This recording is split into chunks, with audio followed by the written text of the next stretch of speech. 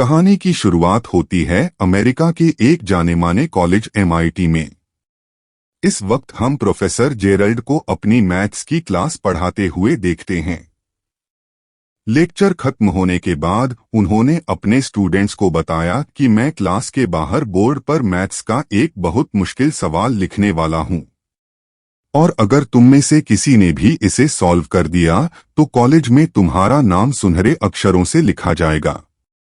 उन्होंने अपने स्टूडेंट्स को मोटिवेट भी किया, यह कहकर कि पहले भी मेरे कुछ स्टूडेंट्स इस क्वेश्चन को सॉल्व कर चुके हैं और आज के दिन वह बिल्कुल टॉप पर हैं अपनी फील्ड में। यह सवाल बहुत मुश्किल है। यह देखते हुए प्रोफेसर जेरल्ड ने उन्हें सेमेस्टर के आखिर तक का वक्त दिया ताकि वह आराम से समय लेकर इसे सॉल्व कर सकें। लेक्चर खत्म हुआ और फिर हमने विल हंटिंग नाम के एक आदमी को देखा जो वहां पर साफ सफाई का काम करता था। उसने वह मैथ्स प्रॉब्लम देखी जो प्रोफेसर ने लिखी थी। विल बाद में अपने घर गया और बाथरूम के शीशे पर इक्वेशन सॉल्व करने लगा। अगले दिन जब वह वहां बिल्कुल अकेला था, उसने चॉक उठाया और प्रॉब्लम का आंसर लिख दिया। यह बहुत बड़ी बात थी क्योंकि उसने इस सवाल का जवाब सिर्फ एक दिन में निकाल दिया था। काम के अलावा विल अपना सारा समय अपने दोस्तों के साथ मटर गश्ती करते हुए बिताता था।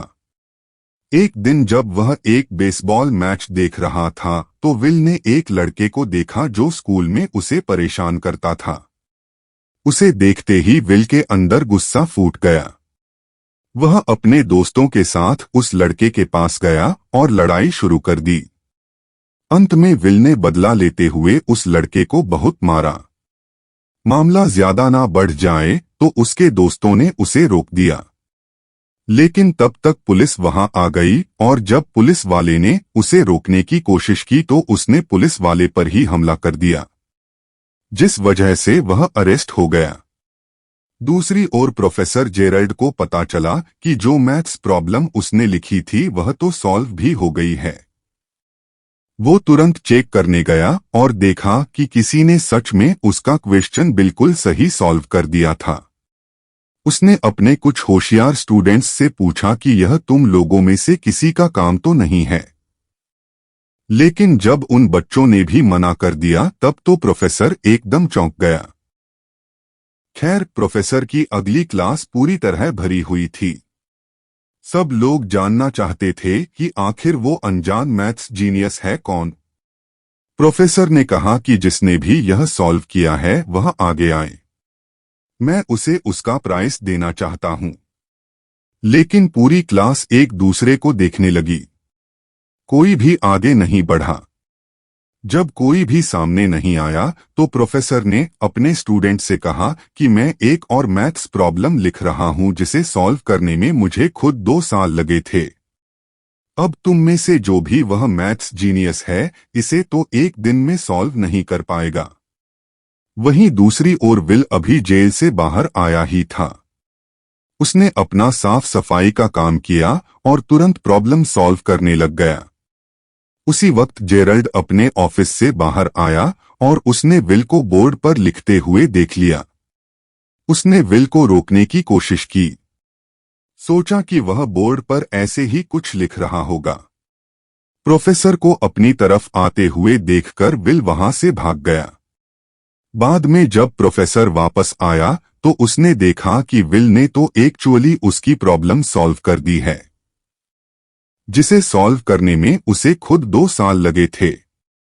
वो इस लड़के ने कुछ ही देर में सॉल्व कर दी। अब उसे पता चल गया था कि वो सीक्रेट मैथ्स जीनियस कौन है। काम के बाद विल अपने दोस्तों से मिला और वापस बार में गया थोड़ी ड्रिंक्स लेने के लिए। वहां कुछ खूबसूरत लड़कियों को देखकर विल का दोस्त चक्की उनके पास गया और फ्लर्ट करने लगा। लड़कियों को इम्प्रेस करने के लिए चक्की ने ऐसे ही झूठ बोल दिया कि हाँ, मैं भी यहीं MIT में पढ़ता हूँ, जीनियस हूँ मैं। तभी एक आदमी बीच में बोला और पूछने लगा, कौन सी क्लास में पढ़ता है बे तू? जिसके जवाब में चक्की ने कहा, हिस्ट्री। वो लड़का समझ गया था कि यह झूठ बोल रहा है। उसने चक्की की बेइज्जती करनी शुरू कर दी और जानबूझकर उससे हिस्ट्री के टॉपिक्स पर सवाल करने लगा। बेचारे चक्की को आता जाता तो कुछ था नहीं, तो वह एकदम चुप रहा। तभी विल अपने दोस्त के लिए आगे बढ़ा और उस आदमी से डिबेट करनी शुरू कर दी। विल एक बार जो पढ़ लेता था कभी भूलता ही नहीं था। उसके फैक्ट्स और जुबान इतनी साफ थी कि उसने उस लड़के को एकदम चुप करवा दिया। साथ ही विल ने उस लड़के की बेइज्जती की कि तूने उस किताब से पढ़ा है ना, बिल्कुल रटी रटाई बातें करता है तू। विल ने उसका मजाक उड़ाते हुए कहा कि इतने हजारों डॉलर खर्च कर रहा है तू, फिर भी जब रटी रटाई बातें बोलनी है तो यह तो मैंने पब्लिक लाइब्रेरी में पढ़ी है। इस सब के बाद वह आदमी तिल मिलाकर वहां से चला गया। बाद में उन लड़कियों में से एक जिसका नाम स्काइलर है, विल के पास आई और उसे अपना फोन नंबर दे दिया। विल की होशियारी देखकर स्काइलर को वह थोड़ा पसंद आ गया था और स्काइलर ने कहा कि करना किसी दिन फोन मुझे जब तुम्हारे पास टाइम हो। विल ने बाद में वह नंबर उस लड़के को भी दिखाया जो ज्यादा स्मार्ट बनने की कोशिश कर रहा था। इस बीच प्रोफेसर जेरल्ड उस सफाई करने वाले को ढूंढ रहे थे जिसने उनकी वह मुश्किल प्रॉब्लम इतनी आसानी से सॉल्व कर दी। थोड़ी पूछताछ के बाद उन्हें विल का कांटेक्ट नंबर मिल गया, जिसके बाद वह सीधा विल की कोर्ट हियरिंग में पहुंच गया। उसके ऊपर एक पुलिस ऑफिसर पर हमला करने का केस लगा था। विल ने अपने आप को कोर्ट में बचाने की बहुत कोशिश की, लेकिन जज ने कहा कि तुम्हारे ऊपर पहले से चोरी और मारपीट के आरोप लगे हुए हैं। जज ने कहा कि अब मैं पुलिस से भी हाथापाई को नजरअंदाज नहीं कर सकता, और आखिरकार जज ने उसे जेल में डाल दिया और अगर वह बेल लेना चाहता है तो 0 देने होंगे, यानी लगभग $4 लाख। इसी के साथ विल को जेल भेजा गया, लेकिन वहां उसकी मुलाकात प्रोफेसर जेरल्ड से हुई जिसके पास उसके लिए एक डील थी। उसने विल से कहा कि मैंने जज से बात कर ली है और मैं तुम्हें छुड़वाने के लिए तैयार हूं, लेकिन तुम्हें मेरी 2 शर्तें माननी होंगी। पहली शर्त यह थी कि विल प्रोफेसर जेरल्ड के साथ मैथ्स की क्लास लगाएगा, और दूसरी शर्त यह थी कि उसे काउंसलिंग लेनी पड़ेगी। विल इस बात पर हंसने लगा, लेकिन वह जेल में भी नहीं रहना चाहता था। उसके पास कोई ऑप्शन था नहीं, इसीलिए उसने सारी शर्तें मान ली। जल्द ही उसने अपनी मैथ्स की क्लास प्रोफेसर जेरल्ड के साथ शुरू कर दी, जो विल के तेज दिमाग को देखकर एकदम हैरान रह गए। अब दूसरी शर्त के हिसाब से उसे एक थेरेपिस्ट से काउंसलिंग लेनी होगी, लेकिन चाहे वह कितने भी थेरेपिस्ट के पास क्यों ना चला जाए, विल खुद को उनके सामने खोलता नहीं था। ऊपर से उनका मजाक अलग से उड़ाने लगता। वह एक दिन पहले उन थेरेपिस्ट्स की लिखी हुई किताबें पढ़ लेता और अगले दिन जम के उनकी बेइज्जती करता। आखिरी ऑप्शन के तौर पर प्रोफेसर जेरल्ड ने अपने पुराने दोस्त श मैगवायर से मदद मांगी, जो अब साइकोलॉजी पढ़ाता था। श ने शुरुआत में तो कहा कि मेरे पास फालतू टाइम नहीं है इस सब के लिए, लेकिन जब जेरल्ड ने उसे समझाने की कोशिश की कि वह लड़का बहुत स्पेशल है, अगर सही रास्ते पर नहीं आया ना तो अपनी जिंदगी बर्बाद कर बैठेगा, यह सब सुनने के बाद श आखिरकार मान गया और विल से मिला, जैसा कि उसने अपने पुराने थेरेपिस्ट्स के साथ किया था। विल ने श की किताब भी पढ़ ली थी और अब वह उनके हिसाब से ही उसका मजाक उड़ाने लगा, लेकिन श ने पेशेंस रखते हुए विल के साथ एकदम नॉर्मल बातचीत की, बिना उसकी जिंदगी के बारे में कुछ भी पूछे। तभी विल की नजर एक पेंटिंग के ऊपर पड़ी जो श ने खुद से पेंट की थी। उस पेंटिंग और कुछ आर्ट बुक्स को देखकर विल श की जिंदगी के बारे में कुछ भी अंटशंट बोलने लगा। श ने फिर भी विल की बातों पर ज्यादा ध्यान नहीं दिया, लेकिन फिर विल श की पत्नी को भी अपनी बातचीत के टॉपिक में ले आया। उसकी पत्नी का जिक्र होते ही श थोड़ा गुस्सा हो गया। विल को समझ आ गया कि श की कमजोरी उसकी पत्नी है, तो वह बार बार उसका जिक्र करने लगा। उसने पूछा कि शराब की पत्नी यहाँ क्यों नहीं है? क्या वह धोखा देकर किसी और के साथ भाग गई क्या? यह सुनते ही श पूरी तरह से अपना आपा खो बैठा और विल को गले से पकड़ लिया। उसने विल को चेतावनी दी कि कभी भी मेरी पत्नी की बेइज्जती मत करना। तभी विल ने शर टाइम खत्म हो गया है। श ने उसे छोड़ दिया और विल बाहर चला गया, यह सोचकर कि उसने फिर से एक थेरेपिस्ट को तोड़ दिया है। श का मूड देखकर प्रोफेसर जेरल्ड को लगा कि वह और सेशंस करने के लिए नहीं मानेगा। लेकिन श ने तो कहा कि हाँ, मैं करूंगा इसकी काउंसलिंग। अगले हफ्ते से लगातार ले आओ इसको मेरे पास। काउंसलिंग के बाद विल स्काइलर के साथ डेट पर गया। डेट पर विल को पता चला कि स्काइलर एक बहुत ही अमीर परिवार से है और इस वक्त हार्वर्ड में पढ़ रही है। उन दोनों ने ही एक दूसरे के साथ बहुत अच्छे से समय बिताया। अपनी खूबसूरत पहली डेट के आखिर में उन्होंने एक दूसरे को चूम लिया। विल जब अगले हफ्ते श मिलने आया तो श ने कहा कि चलो बाहर चल के बातचीत करते हैं। श विल को एक पार्क में ले गया और उससे बात करने लगा। उसने विल से कहा कि तुमने जो कुछ भी बोला मैंने उस बारे में बहुत सोचा। आखिर में मुझे यही समझ में आया कि तुम दिमाग से एक छोटे बच्चे हो जो यह जानता ही नहीं है कि वह क्या बोल रहा है। बदतमीज हो थोड़े से। श ने विल से कहा कि मैं समझता हूं तुम बोलना नहीं चाहते। शायद कोई डर है तुम्हारे अंदर। लेकिन बेटा, एक बात याद रखना, कभी तो तुम्हें बोलना ही पड़ेगा वरना जिंदगी की सारी अच्छी चीजें खो बैठोगे। अगले दिन विल अपने दोस्त चक्की के साथ एक कंस्ट्रक्शन साइट पर मजदूरी करने गया। उसने स्काइलर को फोन किया लेकिन वह बात करने से डर रहा था। श के साथ अपने तीसरे थेरेपी सेशन में विल ने एक शब्द भी नहीं कहा और श ने भी नहीं। दोनों पूरा 1 घंटा चुप रहे। चौथा सेशन भी इसी तरह से शुरू हुआ जहां किसी ने कुछ नहीं बोला। लेकिन फिर बोर होकर विल ने श को एक जोक सुनाया। इसे एक हिंट मानकर कि विल शायद अब बातचीत करना चाहता है। श ने उससे पूछा कि क्या तुम्हारी कोई गर्लफ्रेंड है? इसके जवाब में विल ने उसे स्काइलर के बारे में बताया कि कैसे उनकी पहली डेट बहुत ही बढ़िया गई लेकिन अब मुझसे बात नहीं हो पा रही। शन ने पूछा कि ऐसा क्यों? तो विल ने जवाब दिया कि मुझे लगता है स्काइलर मेरे लिए बहुत ज्यादा अच्छी है और अगर मैं उससे मिलता रहा तो सब कुछ खराब हो जाएगा। कभी ना कभी तो वह समझ ही जाएगी कि मैं उसके लायक नहीं हूं। श ने उसे समझाया कि कोई भी किसी से बेहतर नहीं होता। हर किसी में कुछ चीजें अच्छी कुछ खराब होती हैं। लेकिन जरूरी बात बस यह है कि वह इंसान आपके लिए सही है या नहीं। इस बारे में और समझाते हुए श ने अपनी पत्नी के बारे में बताया। उसने कहा कि वो बहुत अच्छी इंसान थी।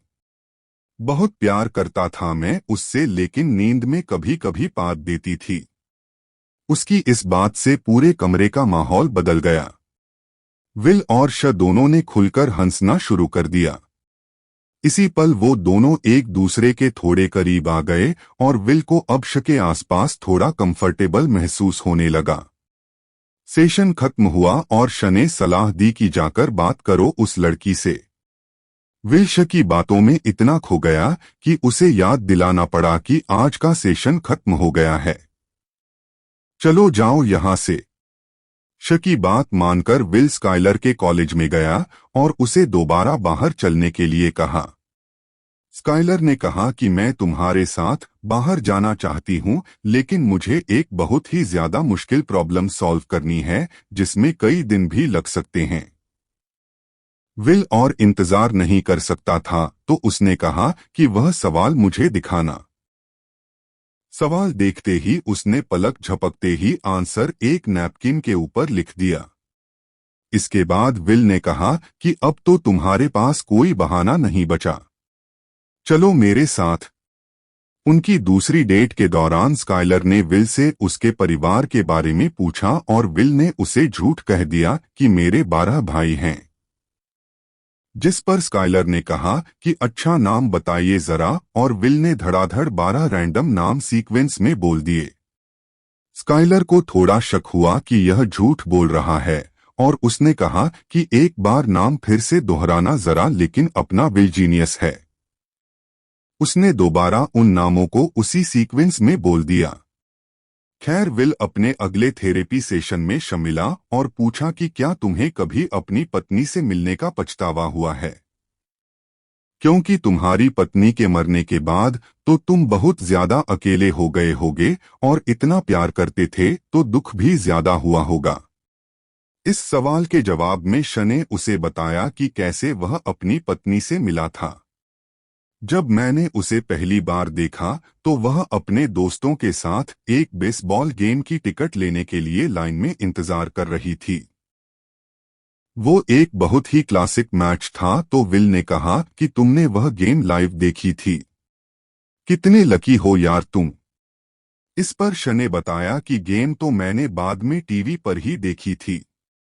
मैंने अपने दोस्तों को छोड़ दिया था उस लड़की के साथ डेट पर जाने के लिए, वही लड़की जो बाद में उसकी पत्नी बनेगी। विल को बिल्कुल भी यकीन नहीं हो रहा था कि श ने इतनी जबरदस्त गेम एक लड़की के साथ थोड़ा सा टाइम बिताने के लिए छोड़ दी। इस पर श ने कहा कि मुझे कभी कोई पछतावा नहीं हुआ उससे मिलने का, चाहे वह मेरी जिंदगी में सिर्फ कुछ सालों के लिए ही थी, लेकिन वो साल सबसे खूबसूरत थे। खैर, बाद में स्काइलर ने विल से कहा कि तुम मुझे अपने दोस्तों और परिवार वालों से क्यों नहीं मिलवाते। विल ने अभी भी उससे अपनी जिंदगी के बारे में झूठ बोल रखा था, लेकिन वो उसे अपने दोस्तों से मिलवाने के लिए तैयार हो गया। स्काइलर, विल और उसके दोस्त एक बार में मिले और स्काइलर को उसके दोस्त काफी पसंद आए। उन सभी ने एक दूसरे के साथ बहुत अच्छे से समय बिताया। तभी प्रोफेसर जेरल्ड विल की प्रोग्रेस के बारे में पूछने आया। शॉन ने कहा कि विल धीरे धीरे खुलना शुरू हो गया है, लेकिन अभी थोड़ा और वक्त लगेगा उसे पूरा कंफर्टेबल करने में। प्रोफेसर जेरल्ड ने बताया कि मैं विल के लिए एकदम टॉप की नौकरी ढूंढ रहा हूं। इंटरव्यू तो वो बहुत प्यार से क्रैक कर लेगा, बस उसकी यह दिमागी प्रॉब्लम ठीक हो जाए, फिर उसे मैथ्स की फील्ड में अपना नाम बनाने से कोई नहीं रोक पाएगा। शॉन ने कहा कि तुम उसके बाप हो क्या जो उसके लिए जिंदगी के फैसले ले रहे हो। जो भी वह लड़का करना चाहता है उसे करने दो, वह जीनियस है। इसका मतलब यह थोड़ी कि बस यही करना पड़ेगा जबरदस्ती है। लेकिन प्रोफेसर जेरल्ड ने कहा कि वह कुछ और नहीं कर सकता। मैं विल का टैलेंट वेस्ट नहीं होने दूंगा। लेकिन विल को इस तरह की नौकरी में कोई दिलचस्पी नहीं थी, इसीलिए उसने अपने दोस्त चक्की को इंटरव्यू में अपनी जगह भेज दिया। एक रात अपनी जिंदगी के बारे में बात करते हुए स्काइलर ने विल से कहा कि तुम मेरे साथ कैलिफोर्निया चलोगे। स्काइलर की बात सुनकर विल घबराने लगा और बोला कि वो उसके साथ नहीं चल सकता। मेरी सारी जिंदगी यहीं पर है। स्काइलर ने उससे पूछा कि तुम मुझसे प्यार करते हो, मैं जानती हूं, तो पूरी तरह मेरे साथ आने में इतना डरते क्यों हो, और मुझे कभी कुछ सच भी नहीं बताते। उसने यह भी बताया कि मुझे पता है तुमने झूठ बोला था, तुम्हारे 12 भाई हैं। यह झूठ सामने आने पर विल अपना आपा खो बैठा। उसने कहा, क्या जानना चाहती हो तुम मेरे बारे में? अनाथ हूं मैं, माँ बाप का अता पता है नहीं। अपनी ज्यादातर जिंदगी एक परिवार से दूसरे में फदकते हुए बिताई है मैंने। बचपन में जिस परिवार के साथ मुझे रखा गया वह मारता था मुझे, कुत्ते की तरह मारता था। स्काइलर रोने लगी और विल से कहा कि कोई बात नहीं, मैं तुम्हारे साथ हूं ना, मैं तुम्हारे साथ रहूंगी चाहे कुछ भी हो जाए। लेकिन विल ने उसे दूर कर दिया और कहा कि मुझे किसी की मदद नहीं चाहिए।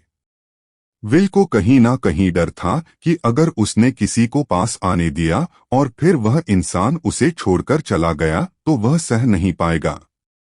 स्काइलर ने रोते हुए कहा कि मैं तुमसे बहुत प्यार करती हूं, कभी तुम्हें छोड़कर नहीं जाऊंगी। लेकिन विल ने झूठ कह दिया कि मैं तुमसे प्यार नहीं करता और वहां से चला गया। स्काइलर को अपने कमरे में अकेला रोते हुए छोड़कर प्रोफेसर जेरल्ड के बहुत कहने पर विल ने आखिरकार नौकरी के लिए हाँ कह दिया। विल इंटरव्यू देने गया तो लेकिन नौकरी लेने की कोशिश नहीं की। थेरेपी सेशन में शन ने उससे पूछा कि वो अपनी जिंदगी में सबसे ज्यादा किस पर भरोसा करता है। विल ने जवाब दिया, मेरे दोस्त चक्की के ऊपर। शन ने कहा, हाँ मैं मानता हूं, तुम्हारा भाई जैसा दोस्त है जान भी दे देगा तुम्हारे लिए, लेकिन दोस्तों के साथ जिंदगी तो नहीं बिताई जा सकती ना। फिर शन ने उससे पूछा, तो अपनी रोजी रोटी कैसे कमाओगे? इस पर विल ने कहा कि दिहाड़ी पीटूंगा, कंस्ट्रक्शन का काम बहुत अच्छे से आता है मुझे, सारी जिंदगी कर लूंगा, कमा लूंगा, खा लूंगा। इस पर शन ने विल से कहा कि तुमने सारी उम्र मजदूरी की है तो वो तुम्हारा कंफर्ट जोन बन चुका है, उससे बाहर निकलने से डर रहे हो तुम, और यही डर तुम्हें एक बेहतरीन जिंदगी जीने से रोकेगा। शन ने उसे यह नहीं कहा कि जेरल्ड जो तुम्हें नौकरी लेने को कह रहा है वह कर लो, बल्कि उसने विल से पूछा कि तुम अपनी जिंदगी में क्या करना चाहते हो। इस पर विल ने मजाक में कहा कि मैं तो भेड़ बकरियां चराना चाहता हूं। यह जानकर कि विल सीरियस नहीं है, शन ने उसे अपने ऑफिस से निकलने को कहा।